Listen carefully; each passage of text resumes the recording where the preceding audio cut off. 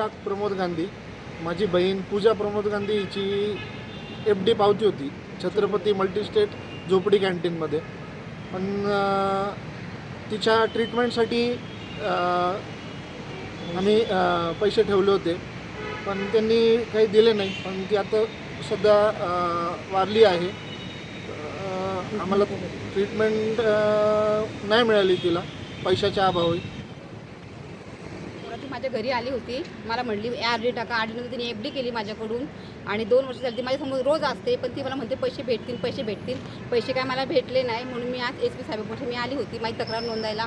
आता इथून पुढे ते काय कारवाई करतात आणि हे साहेब वाटके यांनी आम्हाला साथ दिली, हे आम्हाला खूप बरं वाटलं. तर तुम्ही अशीच आम्हाला मदत करा. इथून पुढे आमचे सगळ्यांचे पैसे भेटतील, आम्हाला विनंती तुमच्याकडून. छत्रपती मल्टीस्टेट पतसंस्थेच्या घोटाळ्याप्रकरणी आता ठेवीदार प्रचंड आक्रमक झालेत.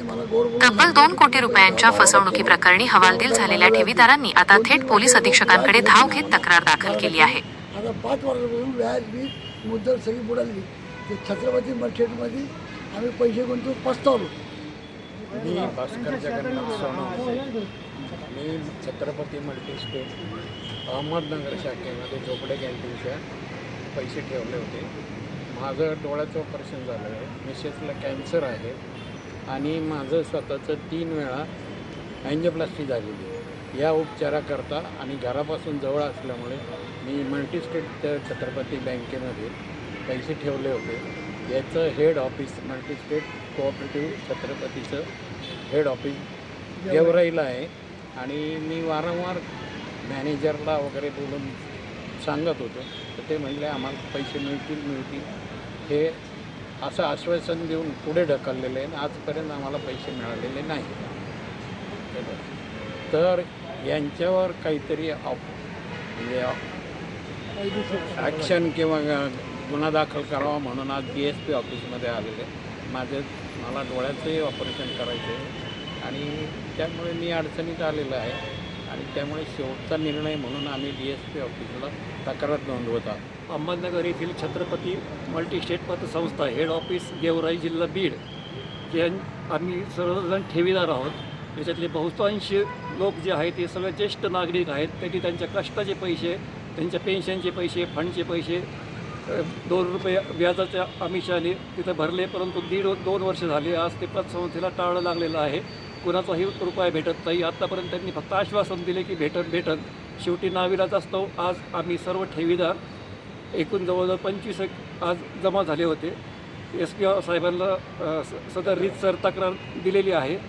त्यांनी योग्य ती दखल घ्यावी अशी सर्वांची आमची नम्र विनंती आहे आणि साधारण 8-10 दिवस त्यांच्या जे काही नियमानुसार आम्ही थोडंसं वाट पाहू आता, कारण आमचा संयम पण संपत आलेला आहे. नाहीतर मग लोकशाही मार्गाने आपल्याला जेवढं शक्य आहे तेवढं आंदोलन, उपोषण किंवा साधा मोर्चा पतसंस्थेसमोर ठाण मांडून बसणं अशा प्रकारच्या पावलं उचलावं लागतं. मी श्रीनिवास इपलवली छत्रपती मल्टीस्टेटमध्ये पिडली एजंट म्हणून होतो. माझे स्वतःचे FD आहे, तिथं मिसेसच्या नावाने पण आहे, काही खातेदारांचे पण पैसे आहेत. गेल्या 2 वर्षापासून एकही रुपया त्यांनी दिलेला नाही आहे. छत्रपती मल्टीस्टेटला त्यांनी लॉक लावून पूर्ण पतसंस्था बंद ठेवलेली आहे. तरी आमचे पैसे मिळावे यासाठी आम्ही DSP ऑफिसला आज तक्रार नोंद केलेली आहे.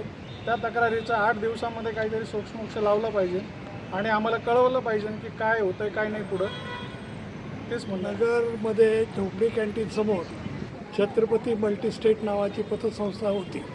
आता तिला होती असं म्हणावं लागतं, कारण गेल्या 2 वर्षापासून त्या चालकाने त्याला टाळं ठोकलेलं आहे आणि येथील जवळ लोकांची 2-4 कोटीची फसवणूक केलेली.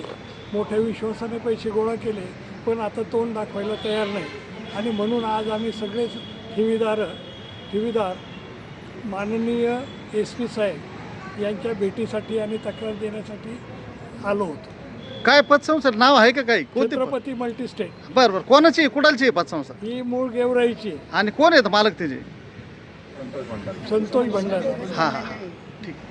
मी विष्णू भुतकर, छत्रपती मल्टीस्टेट पतसंस्था यामध्ये पैसे ठेवलेले आहेत. ते पतसंस्था आत्ता सध्या 2 वर्षापासून बंद आहे. आमचे कष्टाचे पैसे परत मिळत नाही, त्याकरता आम्ही SP ऑफिसला एक कंप्लेंट केलेली आहे. तरी आमचे पैसे लवकर मिळावे. आणि गेवराईमध्ये एका इसमाने आत्महत्या केली तेव्हापासून इथली पतसंस्था बंद आहे. नाही फोटो घ्या तुम्ही, पण बाईक वगैरे द्यायचं असेल तिकडे